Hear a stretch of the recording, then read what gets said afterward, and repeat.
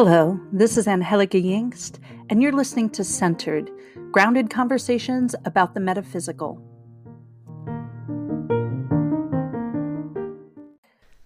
Blessed April, my loves. It's Angelica, your friendly neighborhood omen translator and dream interpreter. And welcome to your astrology, tarot, and earth medicine for April 2026. And listen, April's not gonna ease us in easily. April's kind of kicking in the door because even though we're not exactly moving from Pisces into Aries anymore, because we did that at the equinox in March, April still has that shift that becomes undeniable. So if you're still feeling like you're coming out of that watery, dreamy, what does it all mean energy, that's pretty normal. We were in some retrogrades, we had eclipse season, but this is really, I think, the month where we're going to feel like, what are you actually going to do about all of this, right? This is the month of movement, of ignition, of put your shoes on, we're going right now. So if March kind of felt like it was a sacred fog of some kind, April is the moment your alarm goes off and Spirit says, great, now it's time to get up. So let's kind of talk about the astrology. April is really defined by a massive Aries buildup. So we're talking Mars, Mercury, the Sun, Saturn, Neptune, all kind of clustering in Aries energy. And Aries energy is not passive, it's not subtle, it is initiate, because it's a cardinal fire sign.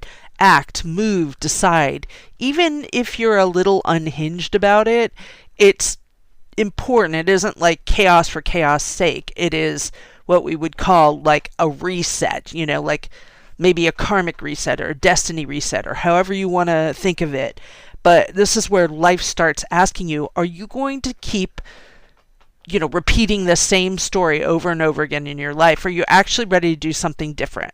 If this has worked the same way every time, like when are you going to try a new way?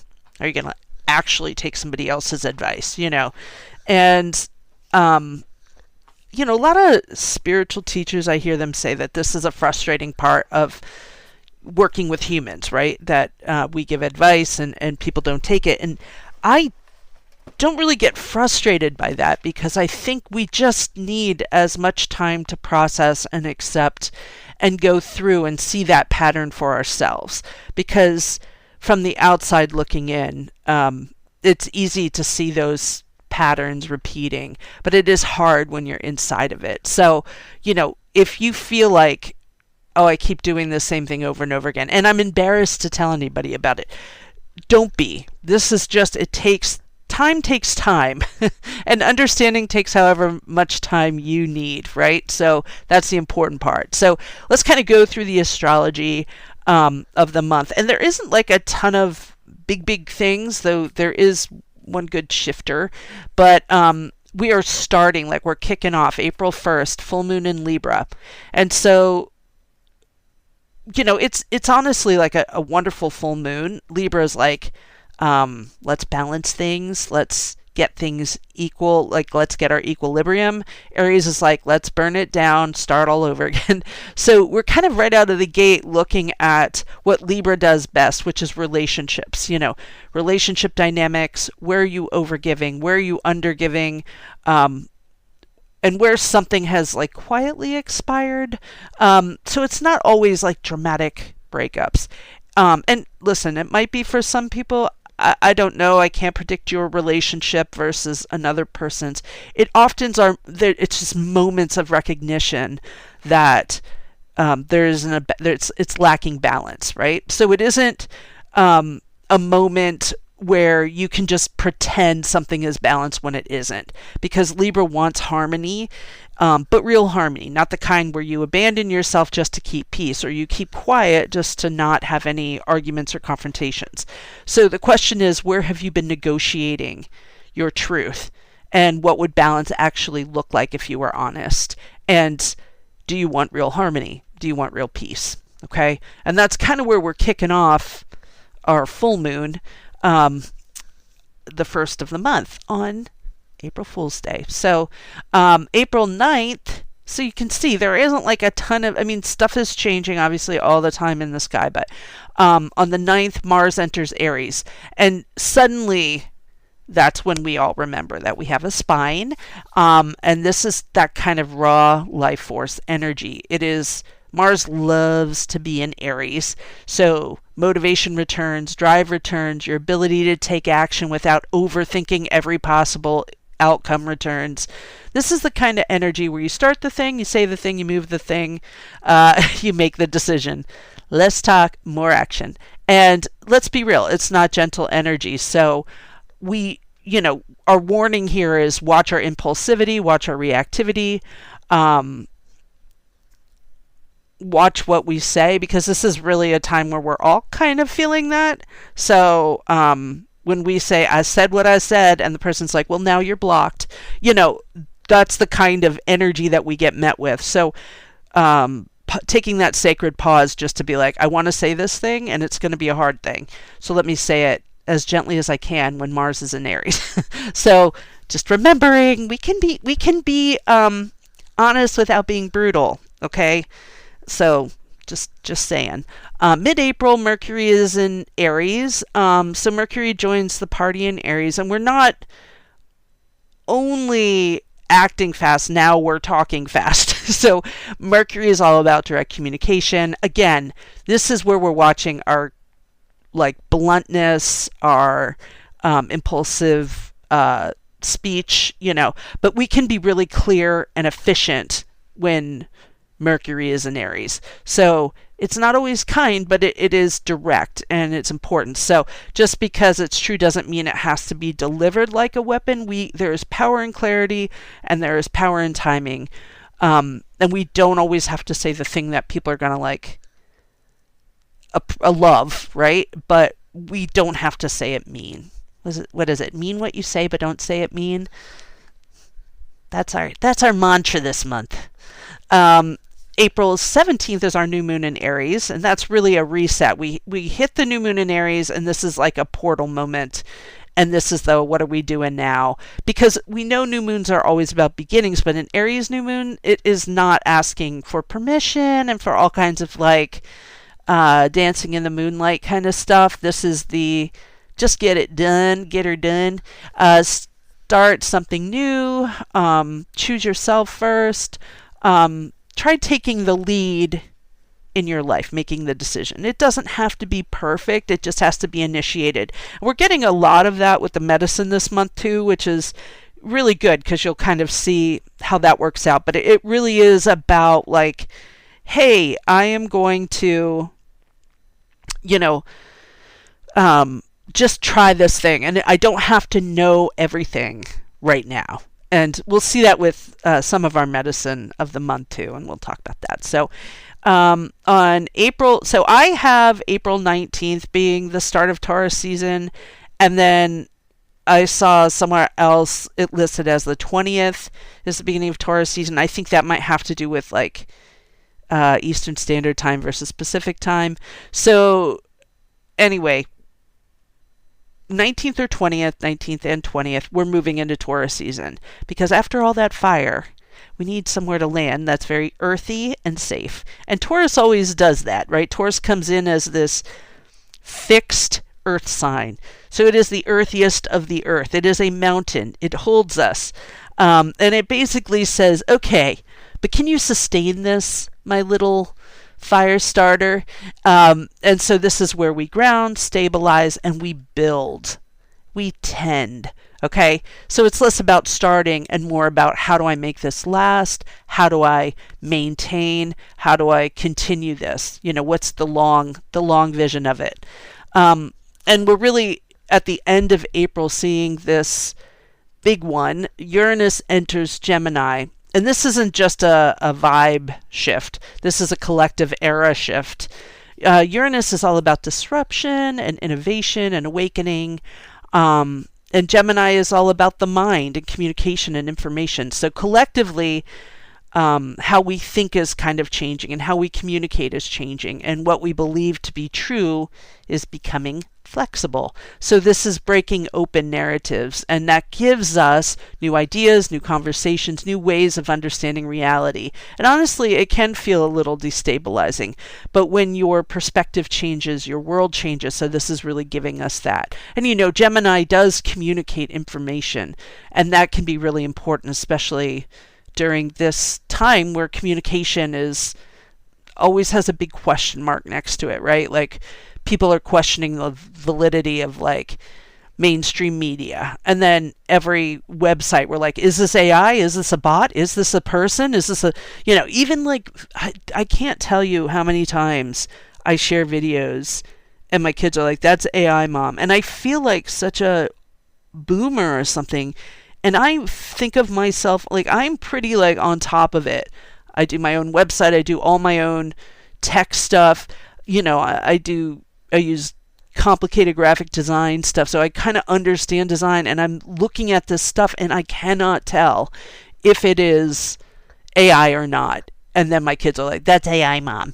And I'm like, God dang, I cannot quite get this right, And that feels destabilizing in and of itself when you're like, we used to say like, well, show me the picture, and now showing me the picture isn't even the thing, right?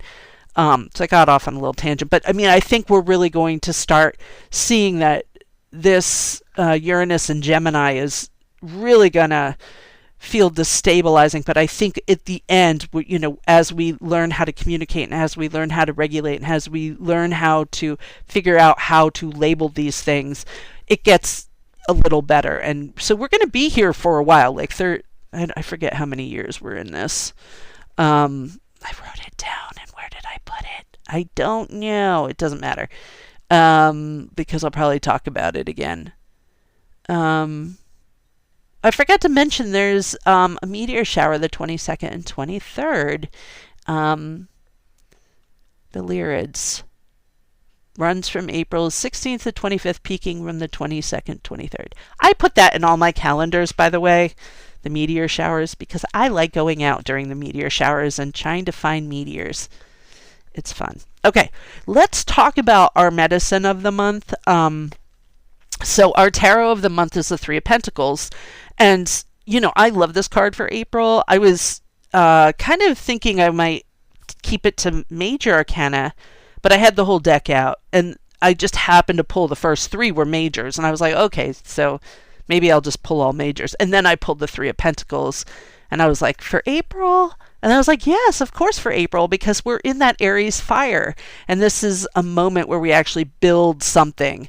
And the Three of Pentacles is the card of the artisan and the craft person and the person who has moved beyond dreaming and is now doing. So thinking of like, if we think of the minor arcana as dealing with our everyday life and the major arcana dealing with our spiritual journey, we do need everyday life stuff all the time, right?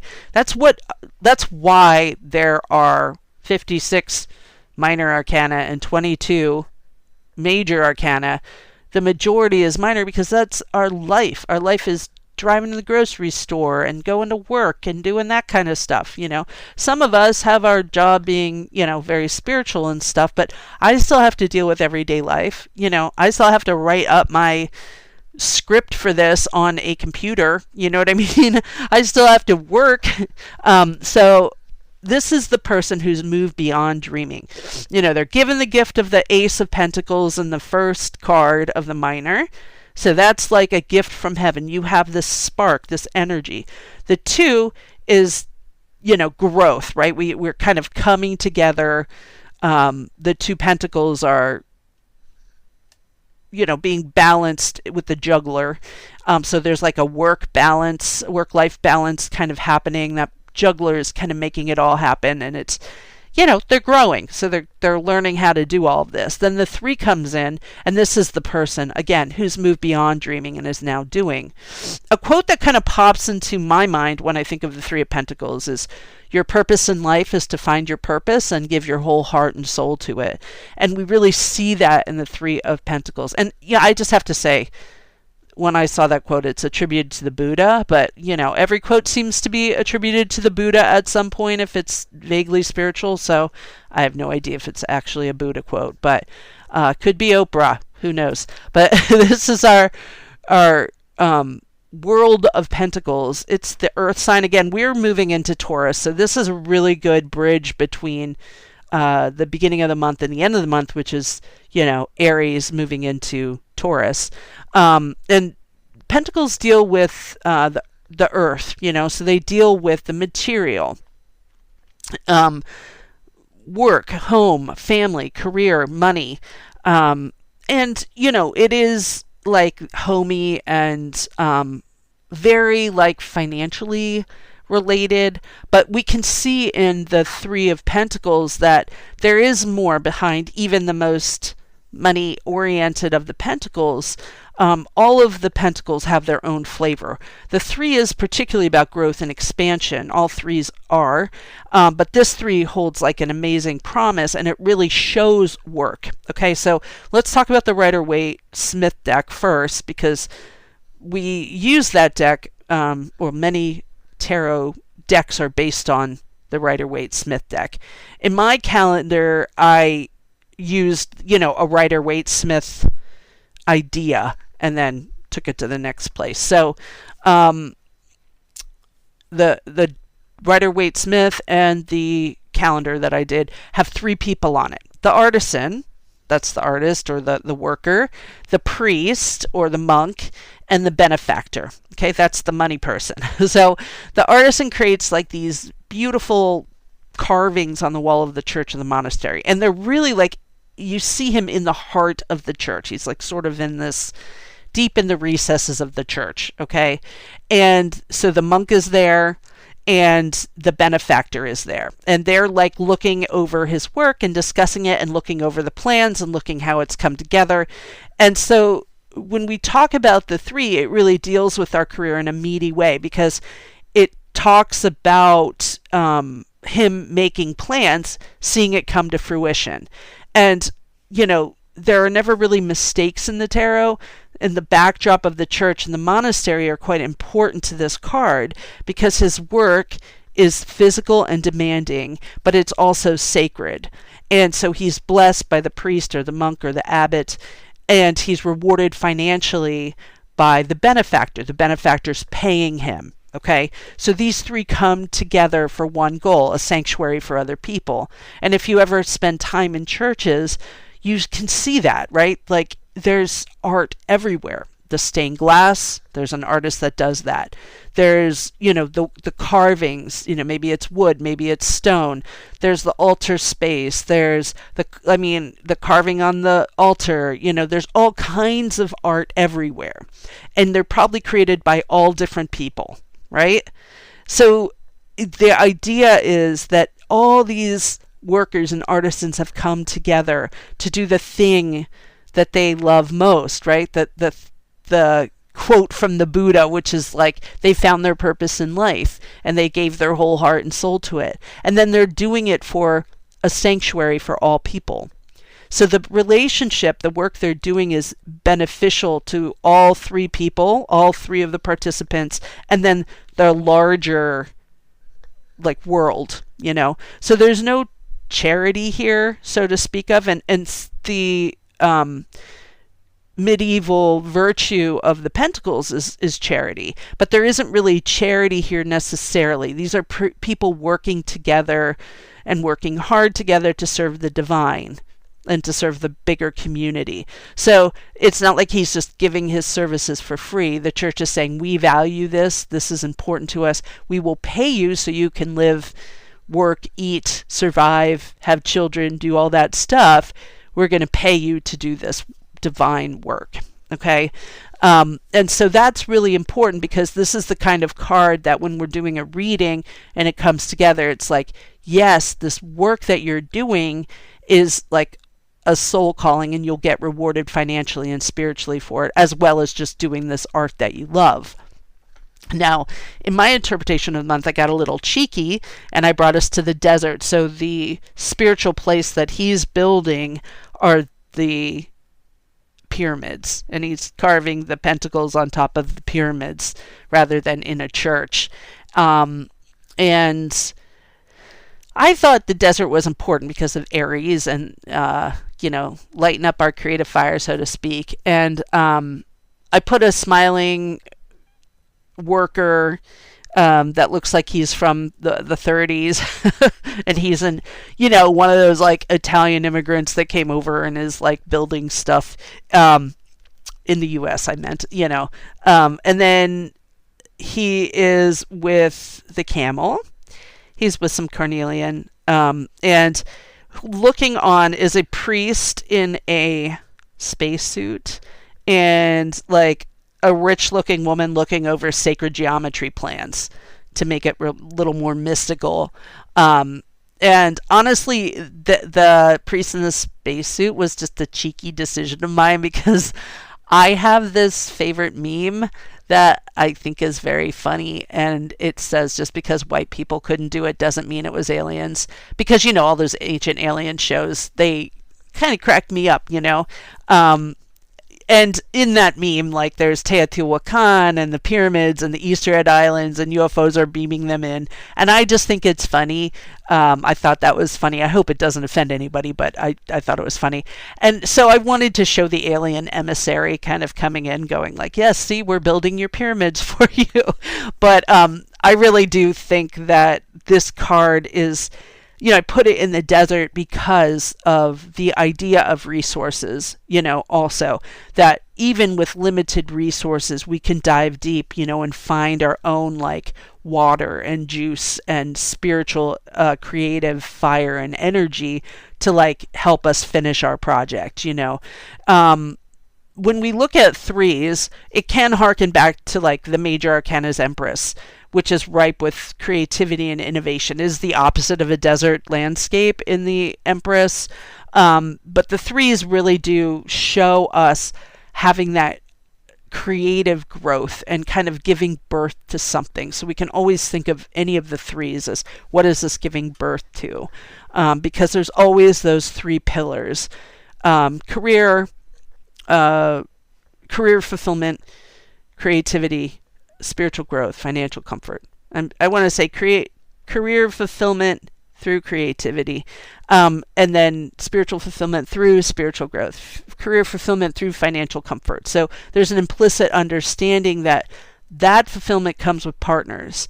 And so we don't always see that in all of the cards, but the fact that there's other people involved, and they're not people in your family, they're the monk and the benefactor, means we don't really work in a vacuum.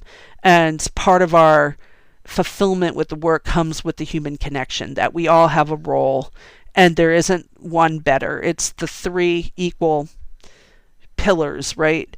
And so, that was another reason. I guess I shouldn't have done a pyramid. What do you call the three-sided pyramid? I should have done, but yeah, there's no three-sided pyramids in life, but like out in the world. But at any rate, there are really no gifts in this card. This is an artisan who works damn hard to get to the point where he's trusted with these big projects, whether it's the heart of the church or whether it's building the pyramids. He's poured his own heart and soul into his passion and craft, and it shows in everything he does.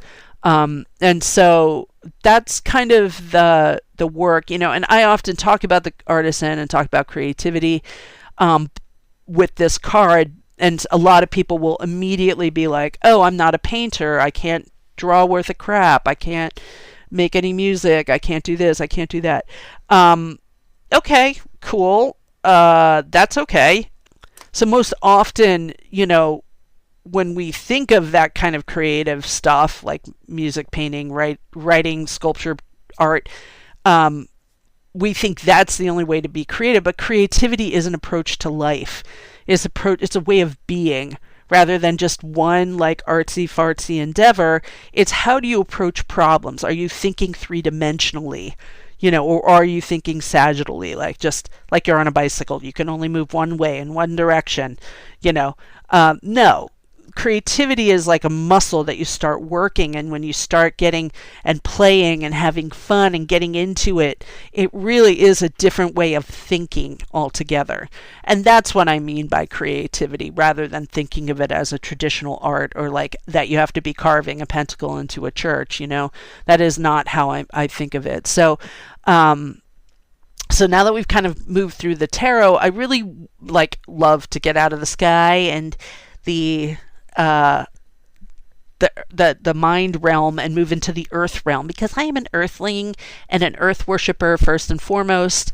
And astrology can tell us what's happening, but the earth medicine really tells us how to work with it. And this month we are walking with our friends that were on the calendar: Carnelian, the fire in your blood, date palm, which is going to be fun. That's ancient resilience and sacred renewal. And camel, endurance, resourcefulness, and the long road. And you know what? I have not ever covered camel medicine. I've never covered palm medicine. And I'm talking specifically about date palm, but you can, the palm trees, they work in that system too, the desert. So, but these three together really feel like a full system, not just inspiration, but actually how to move through April without burning yourself out halfway. Now, Carnelian is a crystal, obviously, and a lot of people know this stone. It is really a stone of Aries, and Aries season needs a fire stone. But Carnelian is a variety of chalcedony. Okay, it's silica based. That means it's quartz. It's a quartz-based, quartz family. It's colored by iron oxide. It gives it this deep, glowing orange to red tone. Sometimes you will see the layers of, crystal. That's why we kind of think of it not as it's a chalcedony, but it's more of an agate, right? You'll see the layers. So agates, jaspers, and chalcedonies are all under the umbrella of chalcedony, which is under the umbrella of quartz family. So it's got a vitreous luster that's almost ember-like, and that's something that's been sitting in heat long enough to hold it, right? And that's the difference. It isn't like a spark. It isn't a new spark. It isn't something that you're just lighting up. It is a sustained burn. And so carnelian has been used across cultures for thousands of years. Egyptians associated it with the setting sun and the cycle of life, death, and rebirth. Warriors wore it into battle, and so you see it in ancient jewelry and burial rites and protective talisman. So it's not a passive stone. This is a get up and live your life stone. And energetically, it really works with all three of the lower chakras. And the root, which really deals with safety and stability, it's saying I'm rooted. The sacral is all about creativity and pleasure and emotions, and it says I'm creative. And with the solar plexus, it kind of instills confidence and action in that I am powerful way. So we're talking about carnelian as helping with our ability to move things, to choose things, and to say yes to our own life. And so this is a stone I give to people when they're stuck in like analysis paralysis, self-doubt, overthinking, or this like I have a million ideas and I'm not doing any of them. That ADHD cycle that some of us get in, like this is a great stone for the neurodivergent. So carnelian doesn't really care about your 5-year plan. And it's not that you won't get a 5-year plan done. It's that saying, what are you doing today? Stay present. What are you doing today? And then that will, of course, lead to your 5-year plan, but it's kind of bringing you into the present.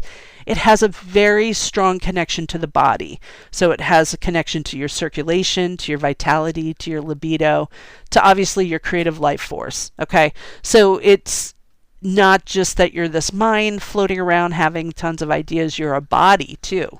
You're heat. You're an instinct. And so if April is asking you to move, carnelian is the part that says, and here's the energy to do it. I used to, always have these creative workshops, and carnelian is one of those. I made gem water from it the one time, and we all were up really all night because it was like drinking a caffeinated beverage.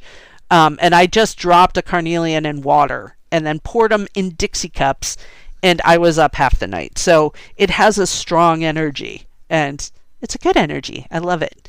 It did not feel like my heart was racing or something. It's not like that. But I was just like awake. I'm like, oh, I've got stuff to do, that kind of awake. Now let's move to date palm. This is one of those medicines that is ancient in a way that feels almost hard to comprehend. And we're talking about 6,000 plus years of relationship with humans through Mesopotamia, through Egypt, North Africa, the Middle East. Entire civilizations have relied on this tree, not just symbolically, but practically for food, shelter, tools, medicine, ritual. Nothing wasted, everything used. And in the desert, especially in the desert, in the Middle East, like there isn't a ton of plants. Like I lived in the Sonoran Desert, ton of plants. It's all alive. It's gorgeous out there. But when you're looking at those long expanses of sand, just like, oh my goodness. So when you saw a date palm tree, you used everything. And spiritually, it carries this thread across multiple traditions. In Judaism, we see it. In Christianity, when we just had Palm Sunday, we used date palm branches for decorating the altar for Palm Sunday. In Islam, you break fast every evening with a date, so it becomes a symbol of victory, devotion, resurrection, and life itself. Palm branches obviously were laid at the feet of Jesus. Dates were used to break fast at Ramadan. See, I did write that down. And temple imagery is carved with palm motifs in Judaism. So it is a tree that sits at the intersection of survival and the sacred. And really that's the medicine, because the date palm grows in places that look impossible for anything green to grow, in deserts, in harsh, dry, unforgiving environments. And still, it produces sweetness and fruit and life.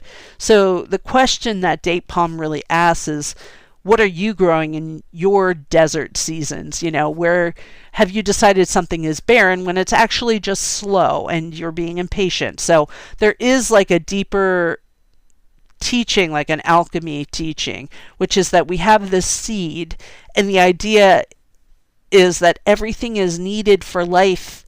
Everything needed for life is already contained within the seed.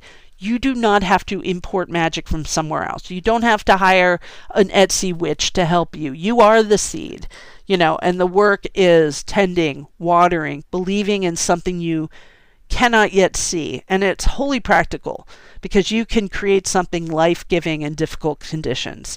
You can build something meaningful when resources feel limited. Growth does not require perfect circumstances, and this is kind of what I talked about, which is, if we get stuck in that perfectionistic mindset, nothing happens, right? We get stuck. That's part of analysis paralysis. Is like, is this good enough? I'm not sure it's good enough. I don't think I can put it out in the world, blah, blah, blah, blah, blah. You just get over it and put it out. As I said, the deeper alchemy of the seed is that you're not waiting to become ready. You are already carrying the blueprint.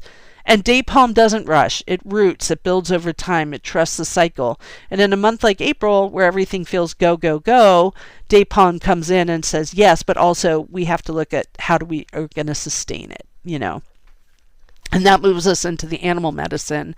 And Camel comes in, Really, honestly, this is the medicine that brings all of the other medicine together, because fire without endurance is burnout. Vision without pacing is collapse. And camel medicine is ancient, steady, and deeply tied to the long road. Camels made that long distance travel, human travel, possible. So the trade routes like the Silk Road or the incense route, places where survival required planning, pacing, and deep relationship with the land, camels were brought in. They were even brought to Australia to support exploration and infrastructure in extreme landscapes, but they are not a fast medicine. They are enduring. So this is sustainable growth and sustainable movement. Now, there are two types of camel, and we usually are talking about the dromedary, which are the one-hump camels from Africa and Arabia. The two-hump camels are Bactrian. They're only found in Central Asia, Mongolia area. And biologically, they really are extraordinary. They don't store water in their humps. So if you're imagining that entire hump is like a mini water cooler that they just take sips from when needed. It's not. It's fat, and it's used for energy and hydration when the resources are scarce. So they can go days without water, and they can regulate their own body temperature and survive extreme dehydration and extract moisture from food sources that most animals couldn't survive on. They can close their nostrils in sandstorms. Their lashes and ears protect them from the environment. And they're built for extremes. And they don't panic in them. And I think that's really important, is they don't panic in extremes. So what does that mean for us? That maybe we should not panic when things feel a little dire, right? Because camel medicine really teaches us resourcefulness, pacing, conservation of energy, trust in our own reserves, and of course, this is where I gently ask you some of the questions Camel might bring up, which is, where are you leaking energy? Where are you overextending because you feel like you should be doing more?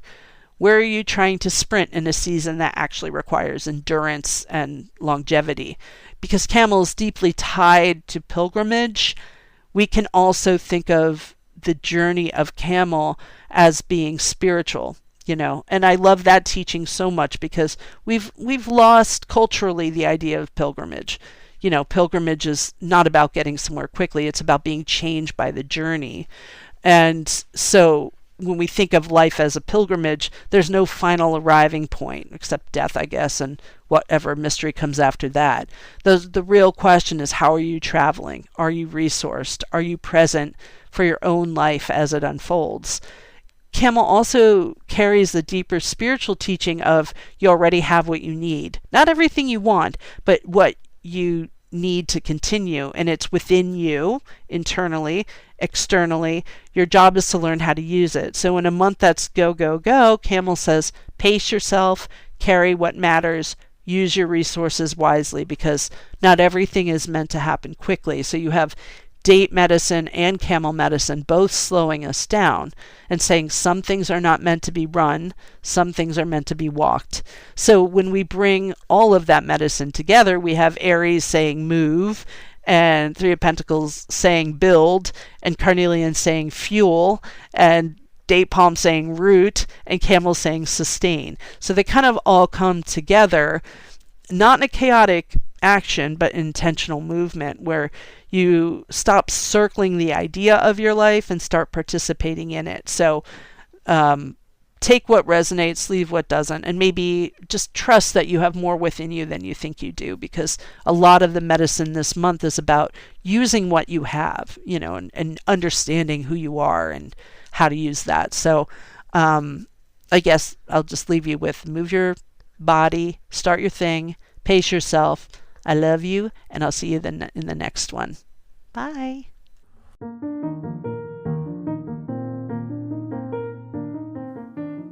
Thanks for listening to Centered with me, Angie Yingst. If you'd like to send me a question or comment about this show or any shows, you can send them to Angie@themoonandstone.com.